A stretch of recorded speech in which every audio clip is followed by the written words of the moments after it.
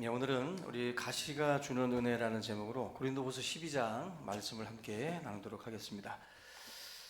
이 바울 사도는 자랑거리가 굉장히 많은 사람입니다. 가문도 좋았고 또 학력도 가말리엘 문화생으로 공부를 했기 때문에 최고의 그런 그 엘리트라고 우리가 볼 수가 있습니다. 근데 거기다가 신비한 체험까지 했던 인물이 바로 이 사도 바울입니다.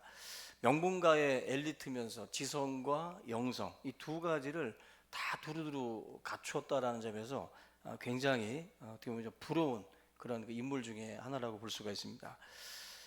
우리가 그 13권이라고 그러죠. 13권의 그 바울 서신, 굉장히 많은 서신을 바울이 직접 쓰게 되는데, 이것도 이제 우연이 아니라 탁월한 영성과 또 지성, 이 모든 것들을 갖춘 대학자를 하나님이 들어서 성경의 이 책을 기록하도록 하나님이 하셨다라는 겁니다.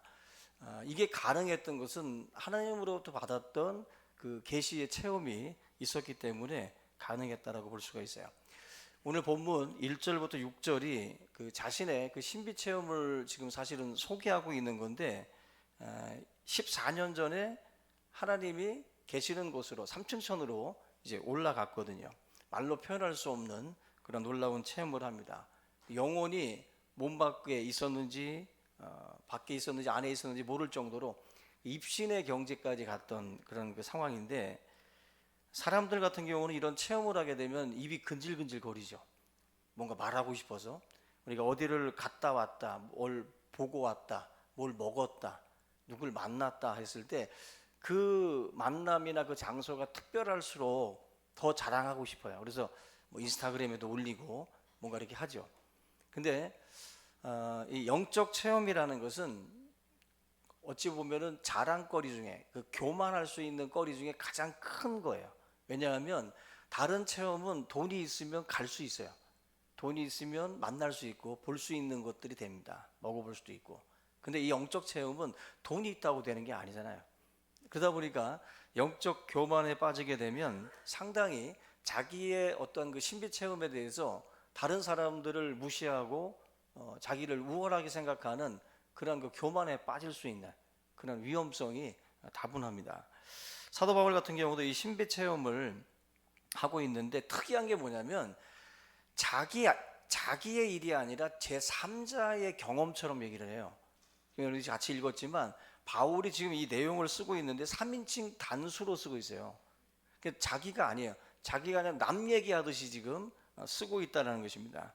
근데 이 체험을 한 사람은 누구냐면은 바로 사도 바울입니다. 누가 보더라도 사도 바울의 이야기인데, 바울이 자기 자신이라고 말하지 않고 제3자가 그것을 체험을 한 것처럼, 그렇게 남의 일처럼 지금 소개를 하고 있다는 겁니다. 왜 그랬을까 생각을 해보면 7절부터 10절까지 보시면 그 이유를 알 수가 있어요. 먼저 6절에 보시면 자기는 신비 체험을 이거 자랑하는 걸 그만두겠다는 겁니다. 자기는 여러 가지 이런 것들을 경험했지만 이거 자랑하지 않겠다는 거예요. 보고 들은 것 이상으로 사람들이 자기를 평가할까봐, 사람들이 자기를 우상시하고 자기를 신격화할까봐 사도 바울은 이런 것들에 대해서 함구하겠다. 여러분들, 이단들 같은 경우, 특별히 교주들 같은 경우에 뭐 그런 신비에 대한 이야기들을 굉장히 많이 부풀리죠. 자기의 목이 달아나고 예수의 목이 붙었다라고도 그렇게 하기도 해요. 엄청난 그런 의술이야, 의술. 하여튼 자기 목이 날아가고 예수님의 머리가 붙었다는 거죠. 참 대단합니다. 이런 것들의 어떤 그 경험이나 신격화의 어떤 그 체험들을 굉장히 강조를 해요. 굉장히 강조를 하고, 이 사람은 뭐 매일 만나, 뭐 하나님을 매일 만나고 어떤 경험들을 굉장히 풍성하게 하는 것처럼 얘기를 합니다. 이 7절과 9절에 그 역설적이고 또 아이러니한 어떤 고백을 지금 사도 바울이 하고 있는데, 여기 보시면 7절에서 9절을 한번 다시 보세요. 여러 계시를 받은 것이 지극히 크므로 너무 자만하지 않게 하시려고 내 육체의 가시 곧 사탄의 사자를 주셨으니 이 나를 쳐서 너무 자만하지 않게 하려 하심이라. 이것이 내게서 떠나가게 하기 위하여 내가 3번 죽게 간구하였더니, 지금 바울이 지금 7절에서 9절 말씀에서 자기의 어떤 그 엄청난 그 경험 이런 것들에 대해서 바울도 쏟아낼 게 굉장히 많은 거예요. 굉장히 많은데 하나님께서 가시를 통해서 사도 바울로 하여금 입에다가 지퍼 달게 한 거예요. 여러분들도 은혜가 클수록 과묵해지시기 바랍니다. 은혜를 경험할수록 겸손해지셔야 되고 자꾸 입을 닫아야 돼요. 바울 같은 경우도 지금 내가 말할 게 많고 경험한 게 많지만 하나님께서 이 가시를 통해 가지고 자기로 하여금 입을 함구하게 한 거예요. 그리고 자만하지 않도록 하나님이 그렇게. 왜 자랑합니까? 자기를 높이기 위해서 우리는 자랑하거든요. 근데 바울은 하나님께서 자랑 못하게 내 입을 닫아버리셨다, 하나님이. 그게 이 육체의 가시를 통해서 하나님이 하셨다라는 건데, 육체의 가시와 하나님께서 주신 큰 계시는 어떻게 보면 정반대 개념이에요. 받은 건 엄청 큰데 또 하나님이 육체의 가시를 통해서 사도 바울로 하여금 딱 절제하도록 그렇게 만들어 놓은 겁니다. 사탄의 사자, 즉 사탄의 어떤 보낸 하수인이라고 생각을 할 정도로 치를 떨게 했던 게 바울의 육체의 가시예요. 이게 너무 힘들었기 때문에 바울이 이것 때문에 하나님 앞에 3번씩이나 기도했다래요. 대사도가 3번씩이나 기도한 것에 대해서 그냥 여러분들이 우리 잠깐 수요기도에 와서 1번 기도하고 금요일에 와서 1번 기도하고 주일 저녁에 1번 기도하고 이 차원이 아니라 이 3번을 40일 금식으로 얘기들 많이 해요. 40일의 어떤 그 금식 기도를 3번씩이나 한 것으로들 해석을 하기도 하는데, 바울이 그만큼 자기의 이 문제에 대해서 하나님 제발 좀 이 육체의 가시를 거두어 가달라고, 없애달라고 이걸 놓고 기도를 했다는 거죠. 우리가 가시를 놓고 기도하는 것은 당연한 거예요. 그래서 여러분들도 가시를 놓고 기도하는 것은 필요합니다. 필요해요. 근데 하나님께서 우리들의 삶 가운데에 어떤 가시는 빼주실 거예요. 근데 어떤 가시는 내 삶에 필요해서 하나님이 남겨두는 것들이 있다라는 거죠. 그런 부분에서 오늘 사도 바울을 통해서 저희들 찌르는 가시가 있을 때마다 다시 한번 오늘 이 말씀을 묵상을 하면서 하나님의 뜻을 찾아보는 그런 시간들이 꼭 되시기를 주의 이름으로 부탁을 드립니다. 먼저 이 바울을 괴롭혔던 가시가 뭐냐라고 할 때 2가지 그 견해가 있습니다. 첫 번째 견해가 바로 육체적인 질병, 그리고 대적자들. 사도 바울의 사도권을 가지고 계속해서 시비를 걸었던 그 사람들이 사도 바울의 육체적 가시였다라고도 보기도 하고, 안질과 간질 많이 들어보셨을 거예요. 사도 바울의 질병이 간질과 안질이었다고 합니다. 간질은 막 발작하듯이 막 뒤집어지는 질병이죠. 그리고 안질은 눈에 관련된 병인데 바울에게 이러한 육체적인 병이 있었다라고들 보는 겁니다. 이것이 사역을 하면서 너무나도 힘들어서 하나님 앞에 기도했을 것이다 라고 우리가 추측을 하는 거죠. 우리가 성경에서는 바울이 말하고 있는 육체의 가시가 딱 뭐다라고 정확하게 나와 있질 않아요. 그래서 우리가 이제 다만 추측을 하는 건데, 차라리 이것이 정확하게 명시가 되어 있지 않은 것이 더 나을 수도 있어요. 왜냐하면 저도 그렇고 여러분도 그렇고 우리가 겪는 가시가 다 다르잖아요. 그죠? 그러다 보니까 이렇게 명시되지 않은 것이 오히려 더 나을 수도 있다. 그래서 육체의 가시는 여러 가지가 있을 수 있습니다. 우리가 겪고 있는 갖가지 사건, 사고 그 속에서 우리가 내 몸에 있는 그런 가시들이 있는데, 먼저 바울이 겪었던 질병의 가시를 한번 놓고 보면 여러분 중에도 몸에 한 가지 이상씩은 병이 있을 거예요. 그죠? 뭐 혈압은 당연히 계시고, 그죠? 뭐 당뇨도 있고, 그죠? 고지혈증도 있고, 뭐 심장이 약한 분도 있고, 또 간이 나쁜 분도 있고, 여러 질병들이 다 있을 겁니다. 그래서 다들 그 질병들을 그냥 끌어안고 살아가는 분들도 있어요. 제가 어제 우리 그 셋째 딸 전세 이사를 보내버렸어요. 안양으로 이사를 갔는데, 안양 이사하면서 이삿짐을 불러가지고 이사를 이제 하고 있었는데 직원들이 2명이 와가지고 좀 일손을 뭐 좀 도와주려고 엘리베이터가 없다 보니까 좁은 4층이라 그래서 굉장히 고생들을 많이 해서 조금씩 도와줬습니다. 근데 도와주는데 갑자기 전화가 와요. 전화가 오는데 가만히 보니까 차를 빼달래. 아직 짐을 다 안 내렸는데 이삿짐 차를 좀 빼달래요. 그래서 도대체 누굴까? 누가 이렇게 담대할까 해서 같이 한번 내려갔어요. 내려갔는데 딱 두 분이 계시더라고요. 70 넘으신 할머님과 할아버님 같은 분이 이제 앉아 계시는데 한 분은 휠체어를 타고 있고 한 분은 휠체어를 잡고 있는데 들어올 통로가 차 때문에 막힌 거예요. 막혀서 올 수가 없는 거예요. 그래서 보는 순간 너무나도 당황스러워가지고 직원 2명하고 저랑 휠체어를 이제 들고 이렇게 옮겼습니다. 그대로 옮겨가지고 내렸는데 문제는 빌라를 올라가야 되는데 올라가는 이제 그 출입문 쪽에 계단이 한 3-4개가 있는데 휠체어에서 내리시는데 걸을 수가 없는 분이에요. 보니까 아주버님이 하시는 말씀이 남편분이 약간 뚱뚱한 체형인데 놔두라는 거예요. 우리 보고.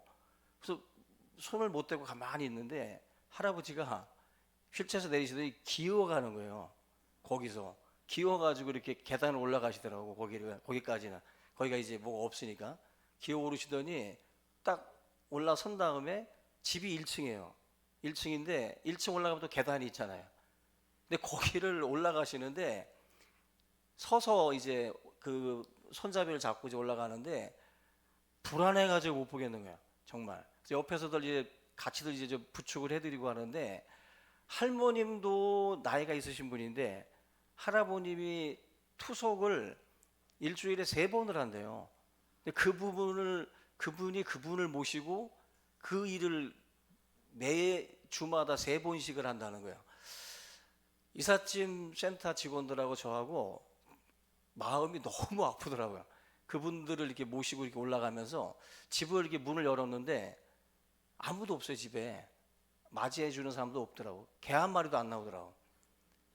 아무도 없는데. 근데 2분이 그 집으로 들어가는데 마음이 저 사모님 그 아내 되시는 분은 얼마나 힘들까.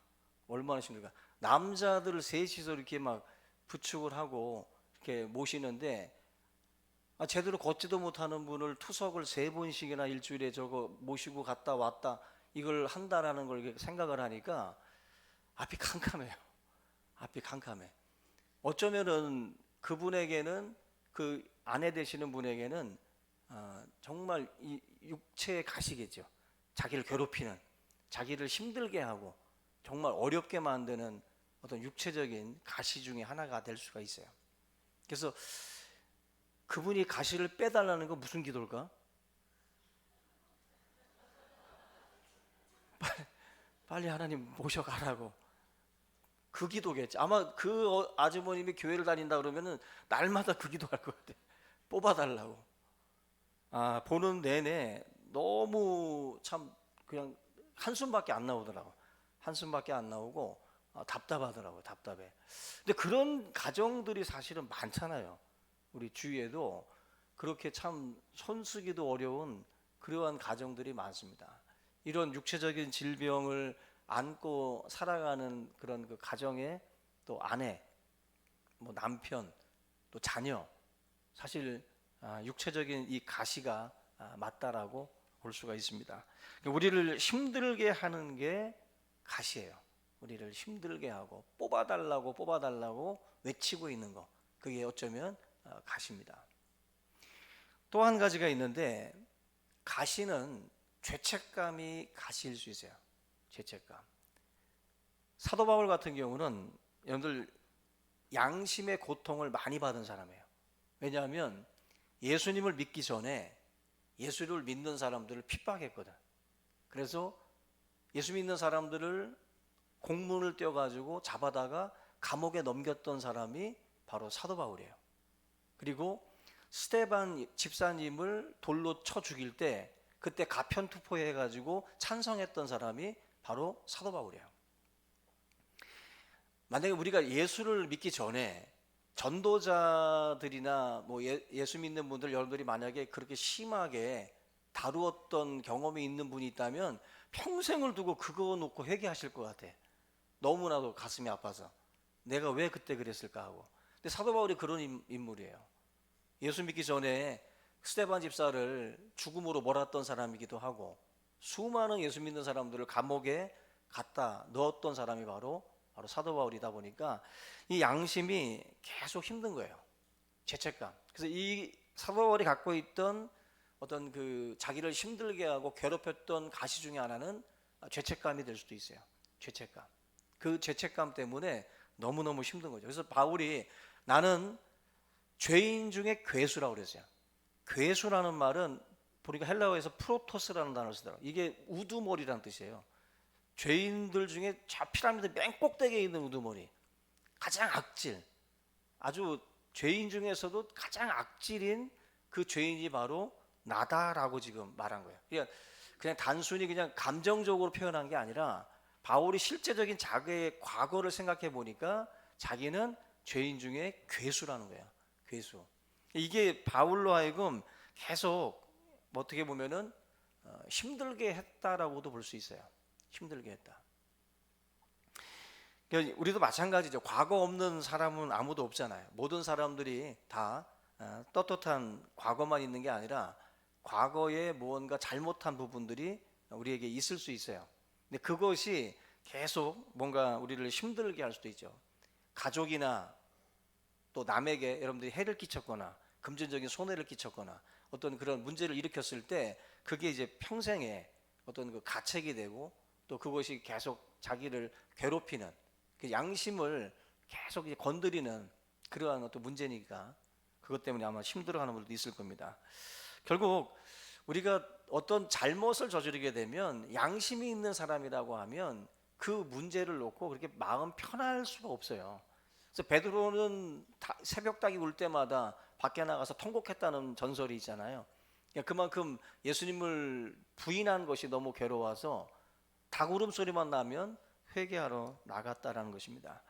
우리가 과거에 대한 죄책감이 우리를 힘들게 하고 있지만 우리의 신앙을 또 이렇게 되돌아보면 그 죄책감, 그 의롭지 않았던 자기의 잘못, 이것 때문에 우리가 교만할 수 없고 우리가 누구를 정죄할 수 없고 내 자신의 신앙을 어찌 보면은 그 잘못이, 과거의 그 잘못이 나로 하여금 너그럽게 만들고 사람들에게 긍휼을 베푸는 사람으로 만들어 줄 수도 있거든요. 그래서 어쩌면 그 육체의 어떤 그 가시, 죄책감이라는 이 가시도 하나님께서 선하게 쓰시는 도구가 될 수 있다라는 것입니다. 그래서 여러분들 과거에 여러분들이 어떤 죄를 지었다라고 한다면 그 죄를 뉘우치고 깨달으면서 긍휼의 눈을 가지시기 바랍니다. 긍휼의 눈, 사람들에 대해서 정죄의 눈이 아니라 긍휼의 마음을 갖고 바라볼 수 있는 그런 성도들이 되시기를 바랍니다. 그리고 인간관계로부터 오는 이 가시도 만만치가 않습니다. 바울 사도가 이 찔린 가시는 대부분 사람들을 통해서 왔던 그 가시 중에 하나예요. 바울을 힘들게 했던 것은 자기 동족 유대인들이 핍박을 많이 했어요. 자기 동족. 그러니까 바울을 괴롭혔던 것은 이방인이라기보다는 유대인들이 더 많이 바울을 괴롭혔습니다. 그리고 예수를 믿는 사람들 공간에 들어갔을 때 사람들이 바울을 차별했어요. 저 사람은 예전에 우리를 핍박하고 뭐 스데반을 죽였던 저 인물이야. 사도 바울의 어떤 그 순수한 마음을 처음에 받아들이지 않았습니다. 그러니까 유대인들이 바울을 핍박하기도 했고 기독교 공동체에서도 사도 바울을 그렇게 쉽게 받아들이지 못했었어요. 초반에. 그만큼 바울이라는 이 사람은 인간관계에 있어서도 굉장히 어떤 힘든 그러한 어떤 경험들을 했다라는 것입니다. 그래서 우리가 만나는 사람들 가운데서도 가시 노릇하는 사람들이 있잖아요. 직장에도 직장을 옮기면 그 가시가 없을 줄 아는데 저쪽에 또 있어요. 가시 없는 갈치가 없듯이 여러분들 어디 가나 있습니다. 군대에도 어디 가나 있어요. 어디 가나. 참 희한합니다. 그래서 저 사람 갔다. 야호 할 거 없어요. 또 와. 아니면 갑자기 다크호스가 또 떠올라요. 내내 가만히 있던 애가 빈자리는 놔둘 수가 없다고 자기가 그 자리를 차지해가지고 또 그러죠. 군대에서도 내무반장 이거 뭐 견장 차고 뭐 바뀌잖아요, 애들 사람들이. 저 꼴통 같은 내무반장 제대하면 이제 편해지겠다 싶었는데 상병 때 그 착했던 애가 갑자기 바뀝니다.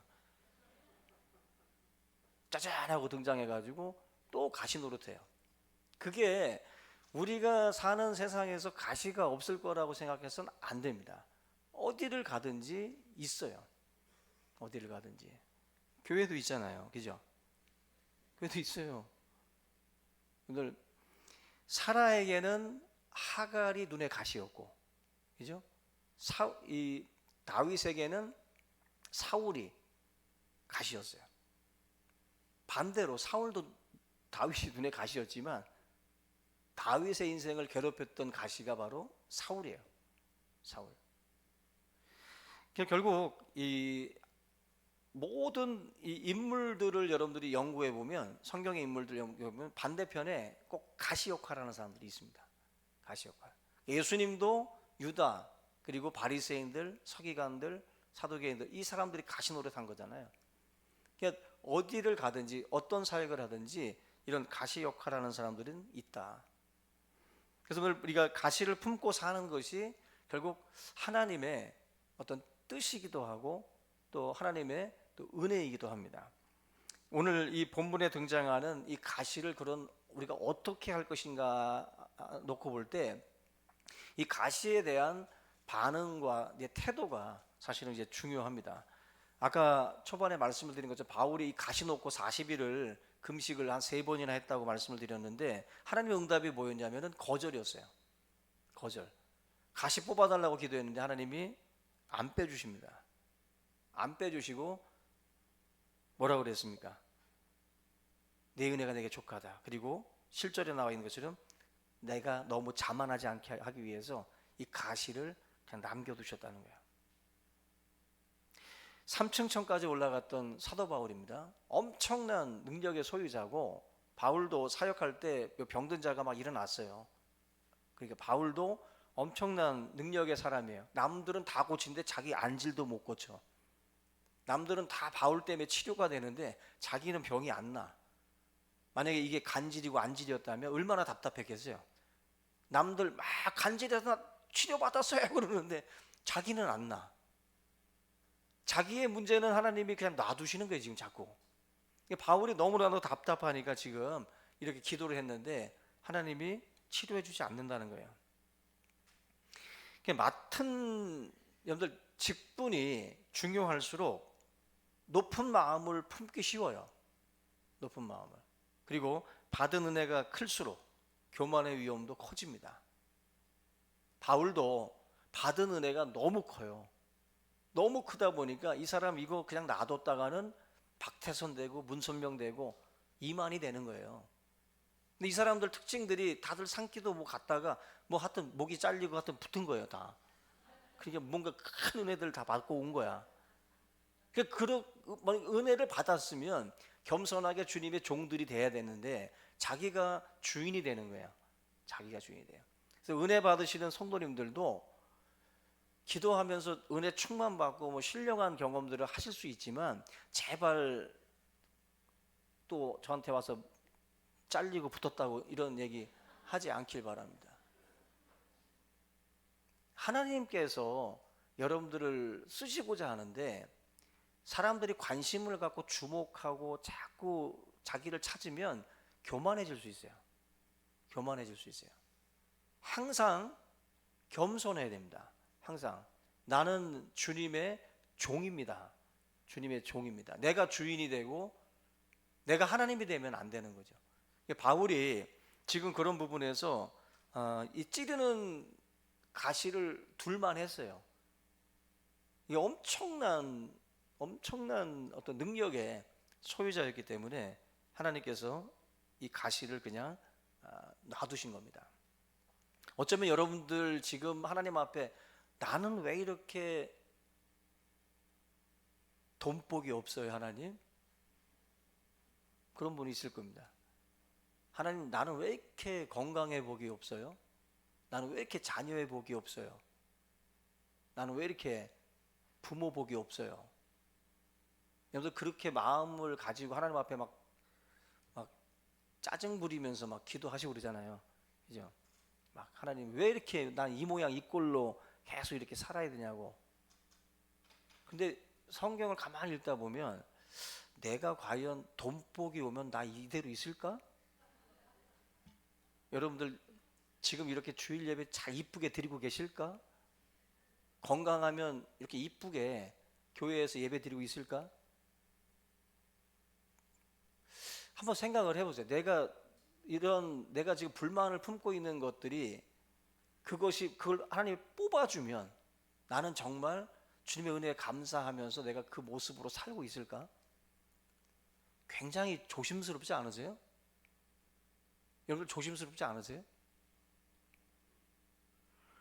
그러니까 우리가 생각하는 것처럼 내 자신을 여러분들은 어쩌면 모르고 있을 수 있어요. 여러분들 자신에 대해서. 여러분들에게 막 무언가가 부어질 때 감당할 수 있는 그릇이 있고 감당할 수 없는 그릇이 있어요.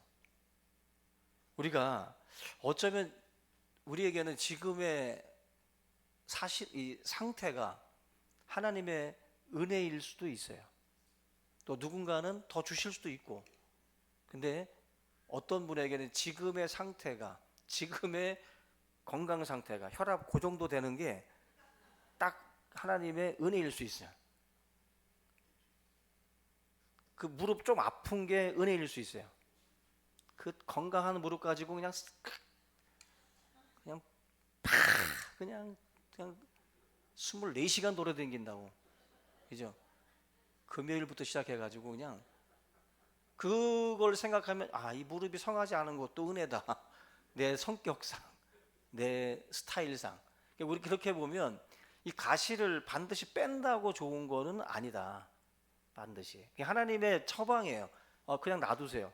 가끔 우리 몸속에 있는 어떤 부분도 그냥 건드리지 않고 놔두는 게 낫다라고 하는 게 있잖아요. 그런 것처럼 우리의 삶에는 이렇게 가시처럼 빼선 안 되는 것도 분명히 있는 겁니다. 바울을 하나님께서 그렇게 보신 거예요. 놔둬라. 그게 너한테는 족하다. 결국 사람은 이렇게 뭔가 자기가 강할 때는 아무도 의지하지 않습니다.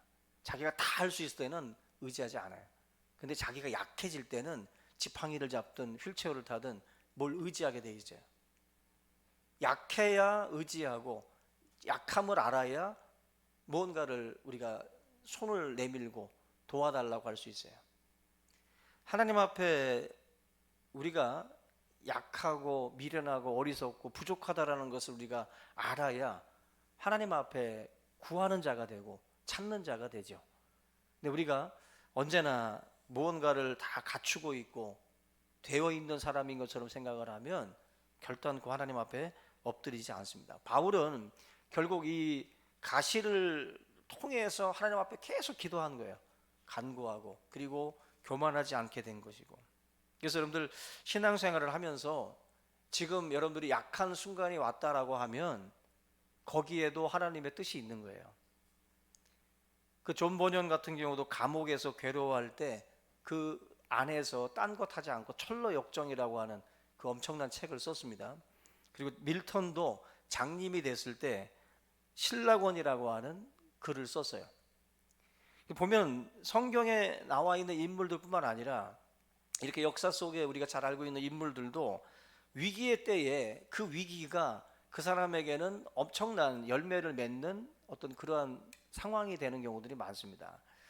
예를 들어서 베토벤도 청각 장애가 왔을 때 여러 훌륭한 곡들을 많이 썼잖아요. 루즈벨트 대통령은 미국에서 4선을 했어요. 근데 루즈벨트는 소아마비 환자입니다. 근데 소아마비를 가지고도 4선을 했다는 것은 그만큼 그 약함을 통해서도 하나님이 쓰셨다는 거죠.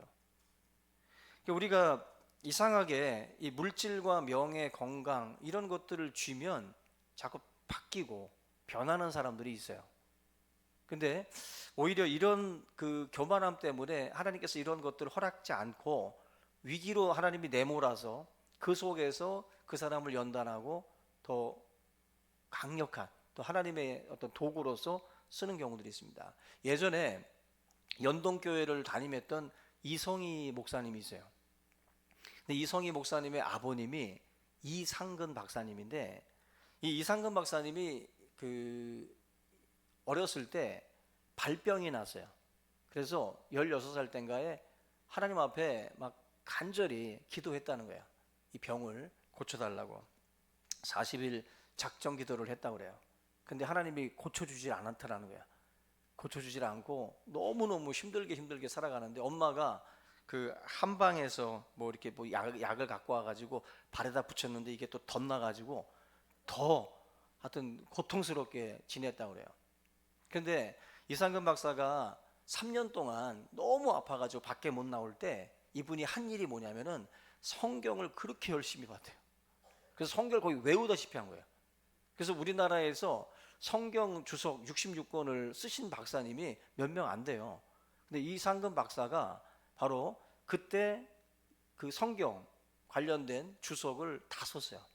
그때 봤던 성경에 대한 어떤 그런 묵상이 그에게 힘이 된 거죠. 그래서 평생을 걸쳐서 성경 66권에 대한 주석서를 쓰면서 정말 하나님 앞에 큰 영광을 돌린 거예요. 근데 이분이 1993년에 은퇴를 했는데, 은퇴를 하면서 외과 의사의 권유로 그때 이제 수술을 받게 됐대요. 참 어떻게 보면 미련하기도 하고. 그래서 외과 의사의 권유로다가 수술을 했는데 발뒤꿈치에서 1cm 머리카락 굵기의 철사가 나온 거예요. 어릴 때 뛰어놀다가 이 발뒤꿈치로다가 이게 뭐가 이 철사가 들어간 거예요. 근데 그걸 모르고 그냥 발병만 난 줄 알고 그냥 계속해서 그냥 살아온 거예요. 목사님도 참 무던해요, 그죠? 그냥 그 상태로 그냥 살아온 게. 근데 이분이 은퇴를 하면서 그런 말씀을 했습니다. 발수술을 받고 난 다음에 이 철사가 나의 가시가 되어 60년 동안 나를 찔렀으나 내가 대성서학자가 되게 한 하나님의 은혜의 도구였습니다. 하나님의 은혜가 내게 족합니다. 할렐루야. 뒤꿈치 아프신 분들, 그 철사일 수 있고 그거 하나님의 뜻일 수 있고 성경 쓰라는 또 하나님의 계시일 수도 있으니까, 여러분들 우리가 아프다고 무조건 나쁜 게 아니라, 또 우리가 또 실패했다고 우리의 삶이 뭐가 꺾였다고 해서 꼭 나쁜 게 아니라 그 상황이 나로 하여금 무언가를 이루고자 하시는 하나님의 계획 속의 한 부분일 수 있어요. 그래서 여러분들 이 육체의 가시가 사도 바울에게 좀 힘든 순간들이긴 했지만 영적으로 보면 바울에게 엄청난 유익을 가져다 준 선물입니다. 그래서 오늘 이 가시가 주는 이 은혜라고 하는 이 제목처럼 여러분들의 삶에도 지금 괴로워하고 뽑아버리고 싶은 그것이 어쩌면 은혜일 수 있기 때문에 오늘 다시 한번 여러분들이 그 부분을 놓고도 묵상 한번 해보시고 하나님의 은혜가 뭔지를 한번 고백하시길 바랍니다. 그리고 밴드에다 올리시기 바랍니다. 그래서 하나님 앞에 하나님 이게 다 은혜였네라고 고백하는 우리 모든 성도들이 다 되시기를 주의 이름으로 축원합니다. 우리 이 시간 오늘 이 말씀을 함께 붙들고 기도하겠습니다. 살아계신 주님 감사합니다. 오늘도 하나님의 은혜의 말씀을 통해서 사랑하는 주의 성도들이 이 모든 것들을 깨닫게 하시고 분별케 하시고 하나님 앞에 영광을 돌릴 수 있도록 인도하여 주시옵소서. 우리가 가지고 있는 이 모든 허물과 이 모든 죄악들, 하나님 아버지, 또 질병과 가난과 우리의 실패와 좌절의 모든 순간들, 이 모든 것이 하나님의 은혜였음을 고백하며 하나님 앞에 감사할 수 있는 성도들의 삶이 되게 하여 주시옵소서.